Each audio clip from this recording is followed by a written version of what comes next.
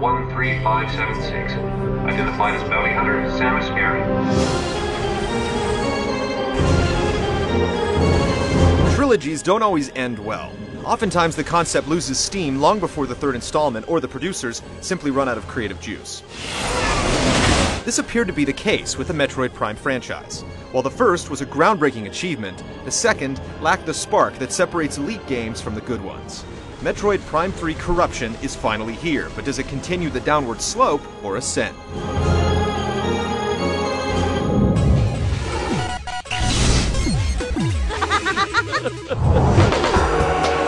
If you completed the prior two Prime games, then it's no secret that Samus was infected with Phazon. This is what Metroid Prime 3 is all about. At the game's outset, there's a setup involving several supercomputers that have been infected with the virus, and it's up to Samus to provide the cure. But this is really just a superficial front, as the crux of the prose is really about Samus' struggle to control the Phazon running through her veins. Prime 3 includes a ton of voice acting and plenty of cinemas, certainly giving it a more commercial appeal. Damn! They're targeting the planetary defense system. At the same time, these elements don't completely invade the experience and rip away the feeling of desolation that has always pervaded the series. There's a lot of exposition off the top. The middle of the game settles into a nice Metroid-esque groove, and then at the end, things are tied together in a mind-ripping conclusion. While the bump in production values is nice, a lot of the dialogue is rather trite.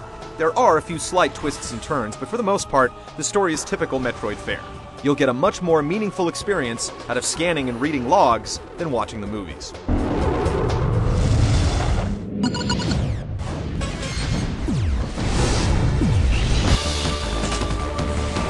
The biggest design change is how you start the game.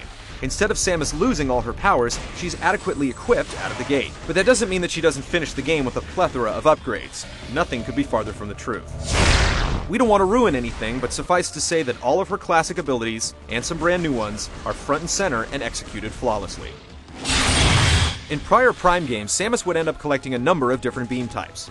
Here, they all basically function the same, minus a color swap and the ability to open new areas for passage. To remedy this, an old standby, the Ice Beam, has been converted to a missile attack. Once you've collected a new beam, it inherits all the abilities of the prior beams, and therefore there's no need or ability to go back to the older armaments. Corruption is a much more neatly arranged package than the prior two games. Instead of there being one huge, confusing world, there's a handful of planets the bounty hunter has to visit along her quest. The areas on each planet are much more compact and much easier to understand, especially when you're looking at the wireframe map. Samus' ship is used to get from planet to planet with multiple landing points on each one, and a number of other things. More on that later. Backtracking was something that received a good deal of criticism in Prime 2, and to a lesser extent, in the first game.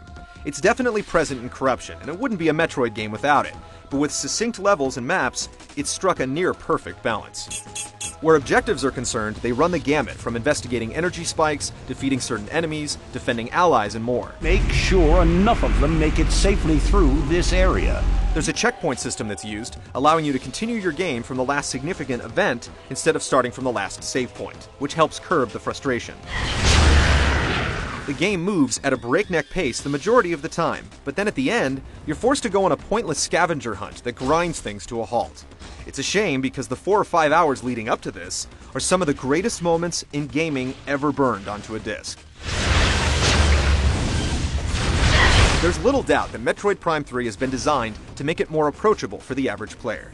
The backtracking has been streamlined, mission objectives are clear, upgrades to weapons and power-ups come at a fast and furious pace, and it's all the better for it. Clocking in at a good 20 hours of playtime, it gives you plenty of value for your money as well.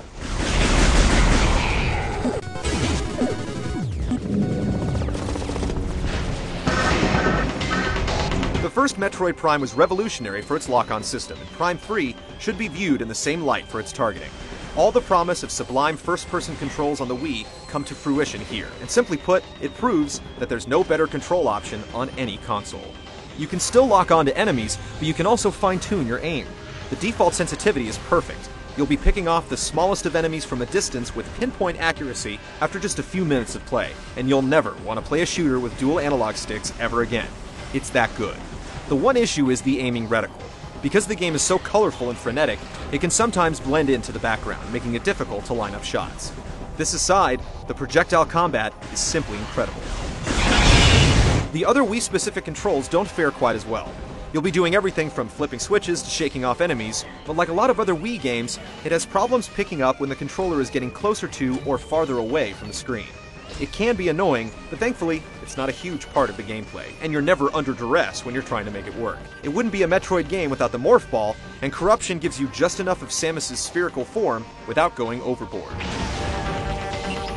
There are 4 different visors in the game, and you get the typical combat and scan shields, but there's also an X-ray visor, and most importantly, the command visor. This allows you to control Samus's ship, and you'll be surprised at just how versatile it can be. Not only can you call it in for bombing runs, but you can also use it as a portable save point if you find a landing pad, as a platform to reach new areas, and much more. You'll find yourself building a bond with the ship, which is something you rarely see in games. Swapping visors is a snap, and overall, the way Corruption handles so many commands with just a few buttons is worthy of commendation. In another nod to commercial viability, on its default setting, Metroid Prime 3 doesn't present much of a challenge. Most bosses can be defeated in the first try, and you'll rarely die from combat-related injuries. This is because of the brand new Hyper Mode. By holding down the plus button, you can send Phazon coursing through Samus's body, sending her into a vicious rage. The game's most feared enemies can be decimated with just a few blasts, and it quickly becomes a crutch to lean on anytime the chips are down. Quibbling issues aside, playing Metroid Prime 3 can be a near-religious experience.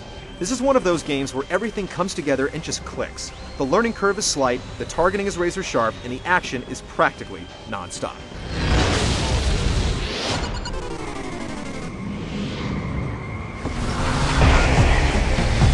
It's almost assumed that more polygons, shaders, and particle effects make a better looking game, but Metroid Prime 3 proves that art trumps all.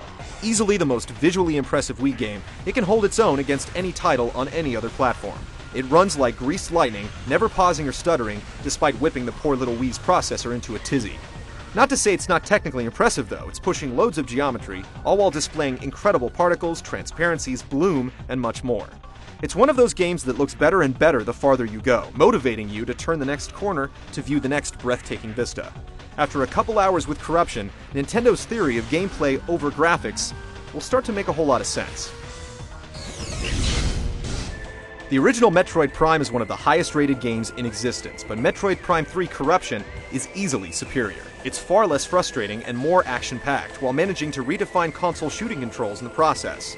Hardcore Metroid purists may cry foul, but for everyone else, this is the Metroid we've been waiting for, with literally dozens of set-piece moments that will grip you up, shake you around, and leave you begging for more.